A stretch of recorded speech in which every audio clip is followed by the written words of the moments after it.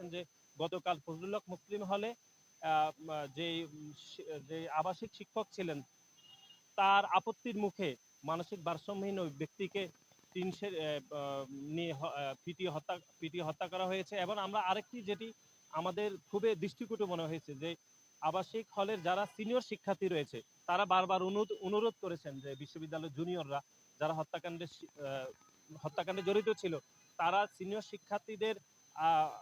শিক্ষার্থীদের অনুরোধ উপেক্ষা করে তারা এই কাজটি করেছে। ঢাকা বিশ্ববিদ্যালয়ের দীর্ঘদিনের ঐতিহ্য রয়েছে যে সিনিয়র শিক্ষার্থীদেরকে জুনিয়র শিক্ষার্থীরা অত্যন্ত সম্মানের সহিত অত্যন্ত সম্মান এবং মর্যাদা সহকারে তারা কথা বলেন এবং গুরুত্ব আরোপ করেন। সেটি আমরা বলবৎ দেখিনি। গতকাল যে অনাকাঙ্ক্ষিত ঘটনা ঘটেছে সেটি আমরা তার পরিলক্ষিত রূপ দেখলাম। সুতরাং আমরা দৃঢ়ভাবে বলতে চাই আগামী যে বাংলাদেশ প্রতিষ্ঠা হবে, যে বাংলাদেশের সাম্য মানবিক মর্যাদা থাকবে, গণতান্ত্রিক বাংলাদেশ প্রতিষ্ঠার যে শপথে আমরা কাজ করেছি সেই শপথ বাস্তবায়নে অবশ্যই এদেশের শিক্ষাঙ্গনে এবং সাধারণ শিক্ষার্থীদের অধিকারের জন্য অবশ্যই ছাত্র রাজনীতির প্রয়োজন রয়েছে। ধন্যবাদ সবাইকে।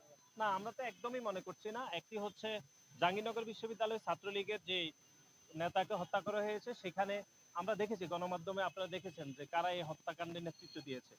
এবং ঢাকা বিশ্ববিদ্যালয় ঐতিহ্যবাহী হল ফজলুল হক মুসলিম হলে ছাত্রলীগের উপবিজ্ঞান বিষয়ক উপসম্পাদক যিনি হত্যাকাণ্ডের নেতৃত্ব দিয়েছেন সেটি গণমাধ্যমে ভালোভাবে প্রচারিত হয়েছে।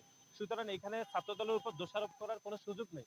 আমরা দৃঢ়ভাবে বলতে চাই একটি গণতান্ত্রিক বাংলাদেশ প্রতিষ্ঠার শপথে এদেশের গণমানুষের আপসীর নেত্রী দেশনেত্রী বেগম খালেদা জিয়া এবং দেশ নায়ক জনাব তারেক রহমানের নেতৃত্বে যে আমরা গত 16-17 বছরে এই খুনি হাসিনা সরকারের বিরুদ্ধে আন্দোলন করতে গিয়ে হাজার হাজার নেতাকর্মী খুন হয়েছে এবং জুলাই আগস্টের একটি যুক্তিক আন্দোলনকে কেন্দ্র করে যেভাবে খুনি হাসিনা সরকার নির্বিচারে গুলিবর্ষণ করে ছাত্র জনতাকে খুন করেছে, তার পরবর্তীতে 5 আগস্টে ছাত্র জনতার গণ অভ্যুত্থানের মুখে খুনি হাসিনা সরকার যে পালিয়ে যেতে বাধ্য হয়েছে।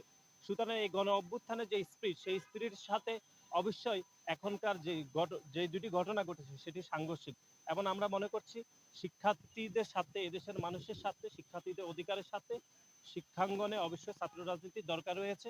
এবং ছাত্র রাজনীতি না থাকার কারণে আমরা দেখেছি আপনারা দেখেছেন বিশ্ববিদ্যালয়ের ঐতিহ্যবাহী হল ফজলুল হক মুসলিম হলের একদল কথিত সাধারণ শিক্ষার্থীদের ব্যানারে একদল শিক্ষার্থী একজন মানুষকে যিনি মানসিক ভারসাম্যহীন বলে আমরা গণমাধ্যমে দেখেছি তাকে পিটিয়ে হত্যা করেছে। এবং আরেকটি আমরা দেখেছি সেটি হচ্ছে জাহাঙ্গীরনগর বিশ্ববিদ্যালয়ে একজন ছাত্রলীগ কর্মীকে সেই কথিত সাধারণ শিক্ষার্থীদের ব্যানারে যারা সাধারণ শিক্ষার্থী বলে দাবি করছেন তারা পিটিয়ে হত্যা করেছে। দুটি ঘটনা চরমভাবে আমাদেরকে আহত করেছে। আমরা এই ঘটনার তীব্র নিন্দা জানাচ্ছি এবং আমরা বিচারের দাবি করছি। একই সাথে সাথে যেটি আমরা বলতে চাই সেটি হচ্ছে যে গত 16 থেকে 17 বছর ধরে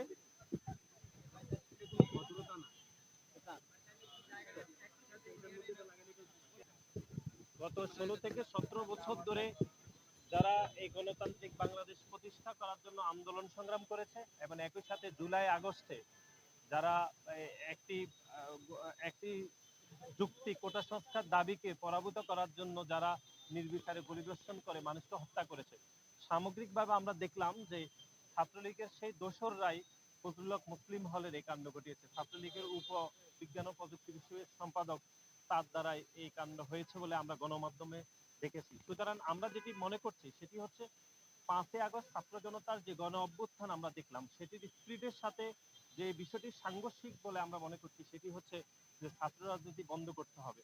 একদিকে তারা বলছে ছাত্র রাজনীতি বন্ধ করতে হবে, আরেক দিকে আমরা দেখলাম যে সাধারণ শিক্ষার্থীদের কথিত ব্যানারকে ইউজ করে তারা পিটিয়ে মানুষ হত্যা করেছে। এবং যেটি আমরা ফজলুল হক মুসলিম হলে দেখেছি এবং জাহাঙ্গীরনগর বিশ্ববিদ্যালয় ছাত্রলীগের একজন নেতাকে হত্যা করা হয়েছে।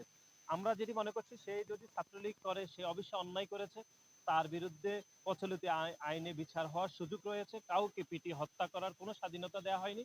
বাংলাদেশ জাতীয়তাবাদী ছাত্র দল এই হত্যাকাণ্ডের তীব্র নিন্দা জানাচ্ছে এবং যারা দোষী এবং ছাত্রলীগ সন্ত্রাসী সহ তাদেরকে আমরা বিচারের দাবি জানাচ্ছি। এবং একই সাথে সাথে 5 আগস্টের ছাত্র জনতার যে গণ অভ্যুত্থান হয়েছে সেই অভ্যুত্থানের যে স্পিরিট, যে মত প্রকাশের স্বাধীনতা, সামগ্রিকভাবে যে রাজনীতি করার যে উন্মুক্ত স্বাধীনতা সেটিকে সংকুচিত করার জন্য একদল শিক্ষার্থী সাধারণ শিক্ষার্থীদের ব্যানার ইউজ করে ছাত্র রাজনীতি বন্ধ করার পায়তারা করছে। এবং তারাই আবার সেই সাধারণ শিক্ষার্থীদের ব্যানার ইউজ করে ফজলুল হক মুসলিম হলে একজন মানসিক ভারসাম্য ব্যক্তিকে পিটিয়ে হত্যা করেছে এবং জাহাঙ্গীরনগর বিশ্ববিদ্যালয়ে ছাত্রলীগের একজন কর্মীকে হত্যা করেছে। সামগ্রিক বিষয়ে আমরা আমাদের অবস্থান ব্যাখ্যা করার জন্য আমরা সাংবাদিক সমিতি এসে আমরা আমাদের অবস্থান ব্যাখ্যা করেছি, তাদের বিচারের দাবি করেছি এবং কোনো সন্ত্রাসী যেন দেশ থেকে পালিয়ে যেতে না পারে সেজন্য বিশ্ববিদ্যালয় প্রশাসনের কাছে আমরা জোর দাবি জানাচ্ছি যেন বিশ্ববিদ্যালয় প্রশাসন দ্রুতভাবে ব্যবস্থা গ্রহণ করে আইন শৃঙ্খলা রক্ষা বাহিনীর কাছে আসামিদের সোপর্দ করে। সবথেকে এই ঘটনা ঘটলেই আমরা দেখছি যে